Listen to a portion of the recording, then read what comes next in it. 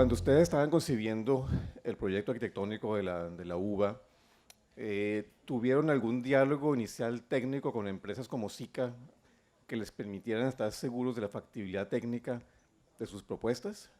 ¿O cómo fue el proceso del diseño a nivel técnico?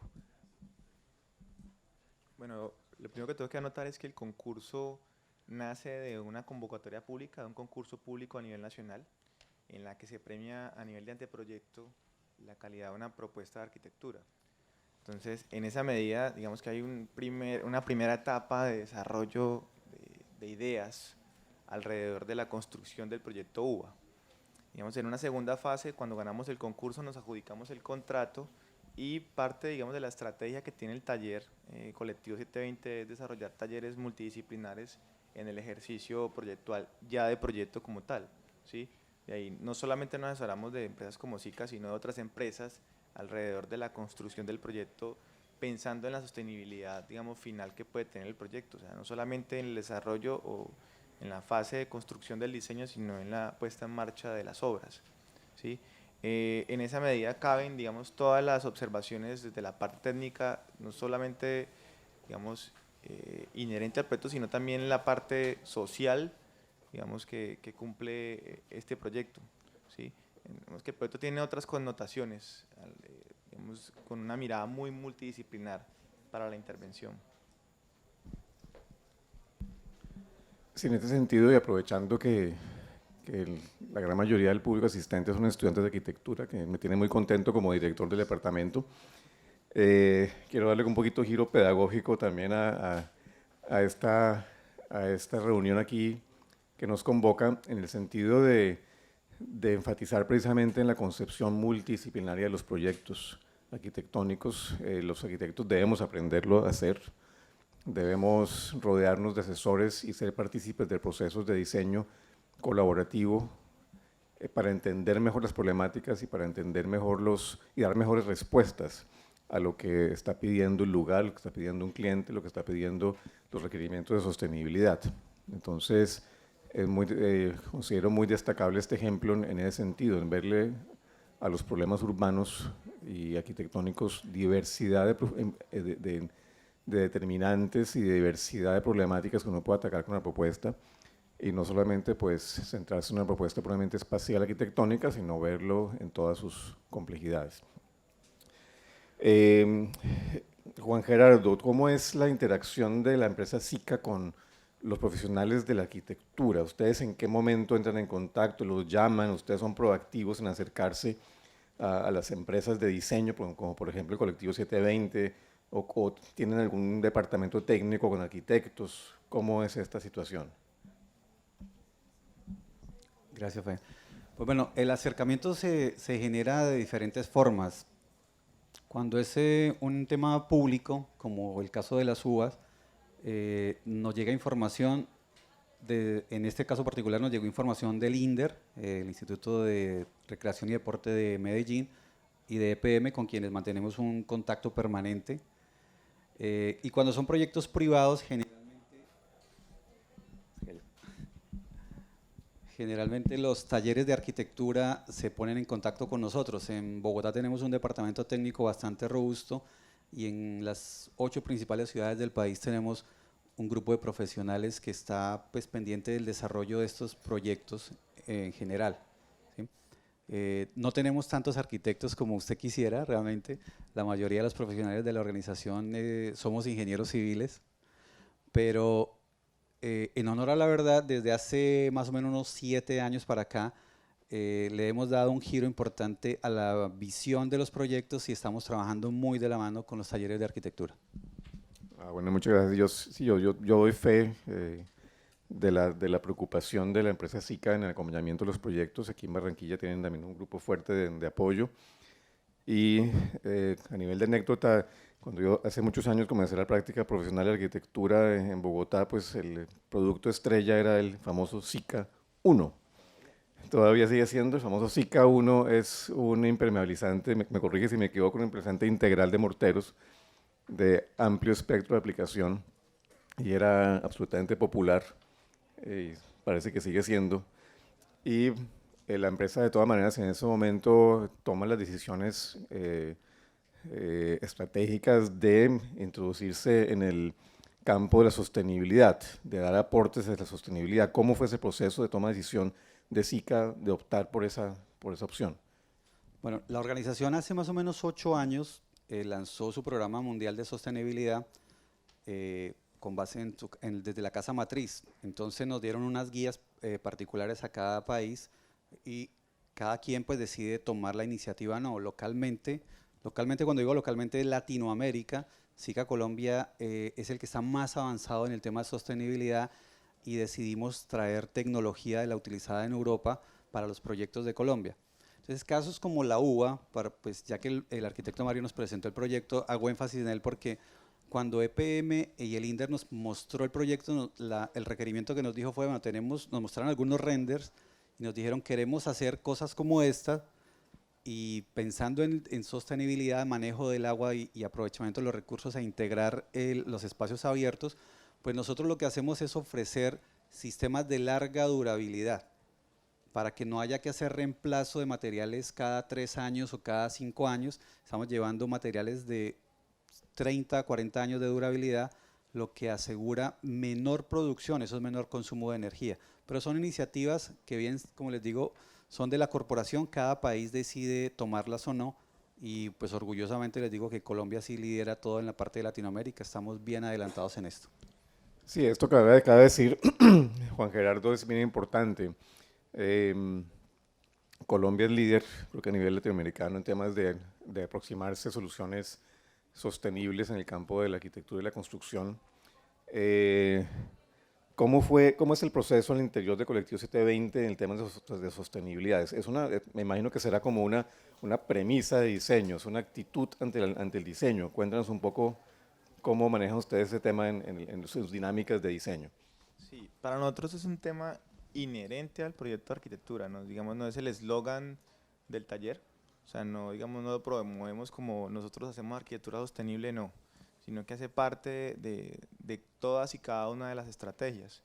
Y eso tiene que ver, y digamos, para acotar un poco la pregunta que se me hizo al principio, del trabajo multidisciplinar. Entonces, desde la fase de concurso, desde la fase previa al diseño, hacemos sostenible la propuesta. ¿Y cómo lo hacemos?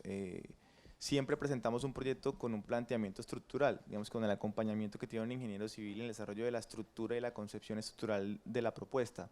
¿Sí? Tenemos un planteamiento alrededor del sistema de gestión del recurso hídrico, tenemos un planteamiento a nivel del sistema de gestión del recurso energético, ¿sí? Un planteamiento y un sistema de gestión de residuos sólidos, desde el manejo de residuos sólidos.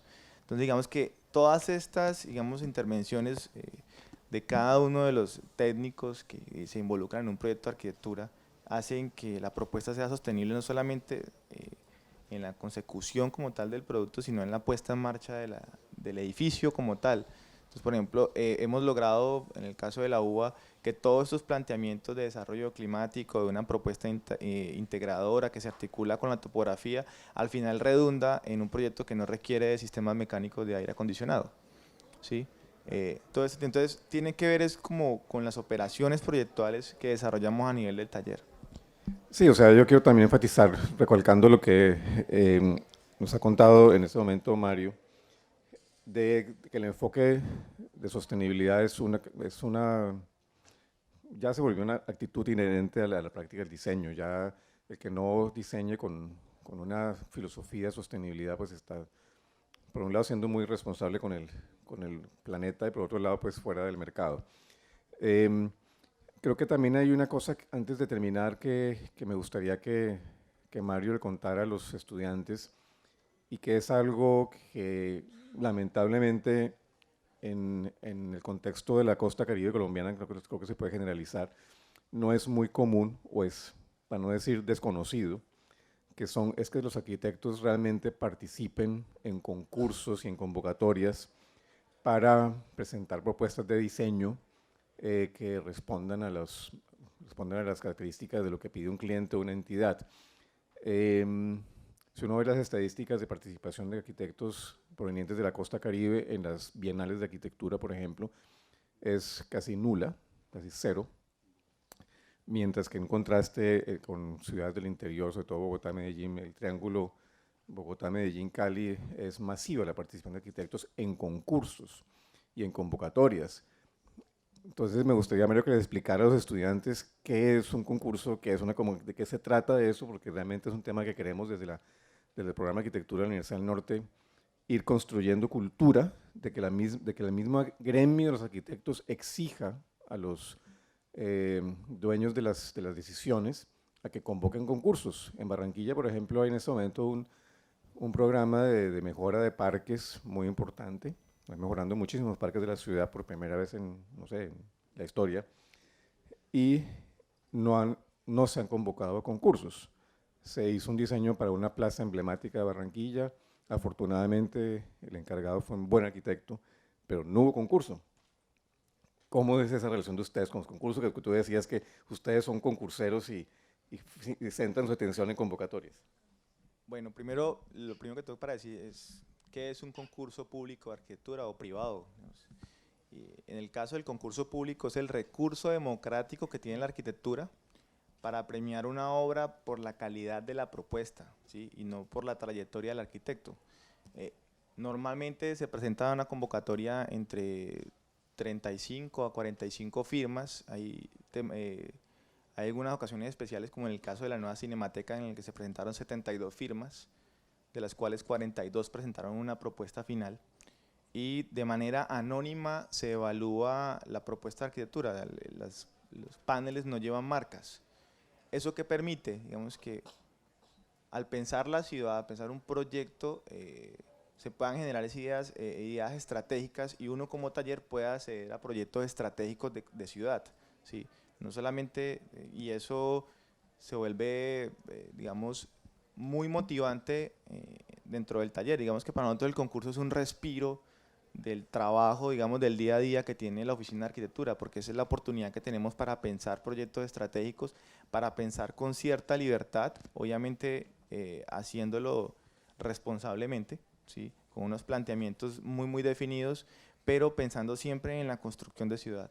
Eso, digamos que es el punto que más valoramos dentro del taller. Y sí, la invitación, digamos, a que se hagan partícipes de estas convocatorias. Nosotros tenemos la experiencia, digamos, mi primer concurso fue un concurso académico, un concurso que gané para la Fundación Corona, el premio Corona en el 2008. Luego hicimos y empezamos con Luis Orlando, que es mi socio, a hacernos, digamos, partícipes de las convocatorias, cada vez un poco más ambicioso. Recientemente ganamos el concurso público internacional.